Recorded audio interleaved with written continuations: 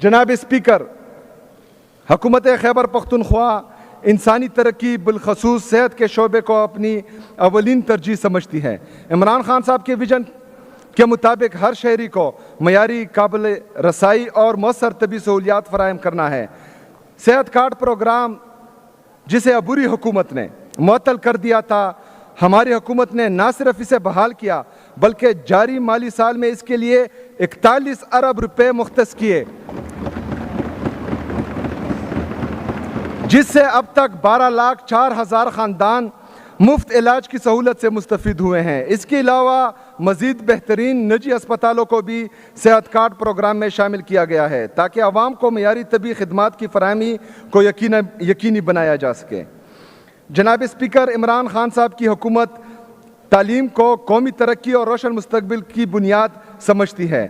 ہماری حکومت ہر بچے کو مساوی، معیاری اور جدید تعلیمی موقع فراہم کرنے کے لیے پرعزم ہے۔ جاری مالی سال میں تعلیم کے شعبے میں اہم اقدامات کیے گئے ہیں۔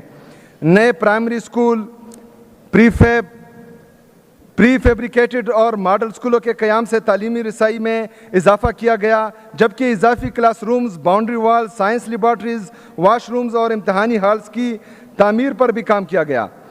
اسی طرح رواں مالی سال میں اسکولز میں فرنیچر فراہمی کے لیے 7 ارب روپے جاری کیے گئے، جس سے 23,076 اسکولوں میں فرنیچر کی دستیابی کو یقینی بنایا جا رہا ہے۔ ضمشدہ اضلاع میں ماڈل اسکولوں کے قیام، کیڈٹ کالجز اور خواندگی پروگراموں پر کام کیا گیا۔ 1,100 اسکولوں کو شمسی توانائی پر منتقل کیا گیا، جبکہ 100 نئے پرائمری اسکول تعمیر کیے گئے۔ اس کے علاوہ 63 پرائمری، 58 مڈل اور 73 متاثرہ اسکولوں کی بحالی پر بھی کام کیا گیا ہے۔ ضمشدہ اضلاع کے 10,000 طلبہ و طالبات میں 9,000 روپے فی طالب علم کے حساب سے وظیفہ تقسیم کیا گیا۔ اساتذہ کی کمی دور کرنے کے لیے 10,000 سے زائد پرائمری اساتذہ کی بھرتی کی منظوری دی گئی، جبکہ 2,500 ایجوکیشن انٹرنز کی شمولیت کی منظوری بھی دی گئی۔ ای ٹرانسفر سسٹم اور اسکول سیلف رپورٹنگ پورٹل جیسی جدید ڈیجیٹل اصلاحات متعارف کروائی گئیں، جس سے تعلیمی نظام میں شفافیت، کارکردگی اور مؤثر نگرانی کو فروغ ملا۔ جناب اسپیکر، مجھے اس ایوان کو بتاتے ہوئے خوشی محسوس ہو رہی ہے کہ عمران خان صاحب کی حکومت نے بہتر طرز حکمرانی اور کفایت شعاری کی حکمت عملی کو اپناتے ہوئے خدمات کی فراہمی میں دیگر شعبے کے ساتھ ساتھ امداد، بحالی و آبادکاری کے شعبے میں بھی تاریخی اقدامات اٹھائیں، جو موجودہ صوبائی حکومت کی بالغ نظری اور دور اندیشی کا منہ بولتا ثبوت ہے۔ جناب اسپیکر، سال 2025 میں بارشوں اور سیلاب سے پورا صوبہ بالخصوص شمالی علاقہ جات بری طرح متاثر ہوئے ہیں۔ قیمتی انسانی جانوں کے نقصان کے ساتھ ساتھ مال مویشی، نجی اور سرکاری املاک اور کاروباری مراکز کو بھی شدید نقصان پہنچا۔ اس ہنگامی صورتحال سے نمٹنے کے لیے صوبائی حکومت نے بروقت اقدامات کر کے نہ صرف مزید نقصان کے خدشے کو کم کیا بلکہ ہر شعبہ زندگی میں ہونے والے نقصان کے ازالے کے لیے بھی تاریخی عملی اقدامات کیے۔ جناب اسپیکر، یہاں میں یہ بات واضح کرتا چلوں کہ یہ تمام اقدامات صوبائی حکومت نے اپنے محدود وسائل سے کیے۔ ان میں وفاقی حکومت یا امدادی اداروں کی جانب سے کسی بھی قسم کا تعاون شامل نہیں تھا، جو ایک غریب صوبے کی خودداری، احساس ذمہ داری اور بہترین طرز حکومت کی ایک عملی مثال ہے۔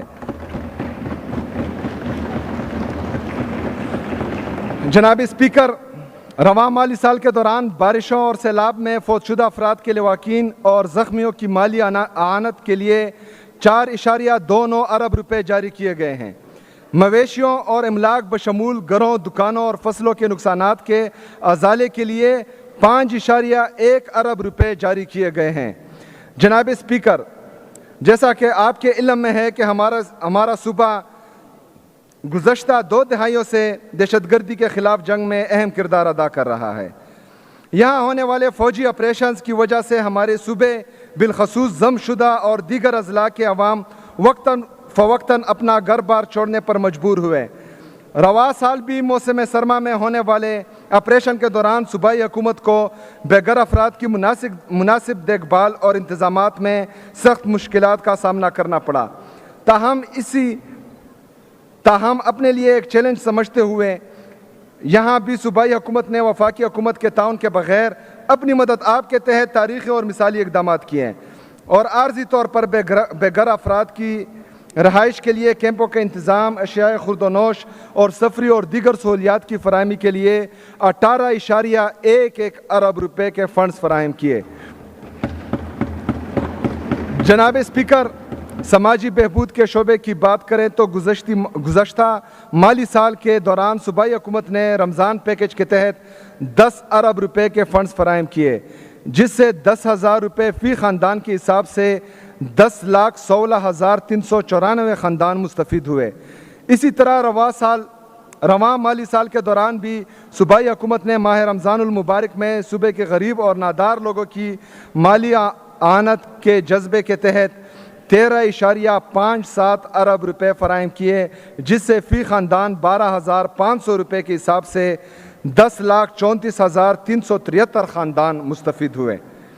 جناب اسپیکر، ہر سال کی طرح اس سال بھی امن و امان کا قیام حکومت خیبر پختونخوا کی اہم ترجیح رہا۔ اسی مقصد کے تحت رواں مالی سال میں امن و امان کے لیے 164.522 ارب روپے مختص کیے گئے ہیں۔ اس کے مؤثر استعمال سے کامیابیاں حاصل ہوئی۔ پولیس کی آپریشنل صلاحیت بڑھانے کے لیے جدید اسلحہ، sniper rifles, thermal weapon sights, bulletproof گاڑیاں، APCs اور موٹر سائیکلیں فراہم کی گئیں۔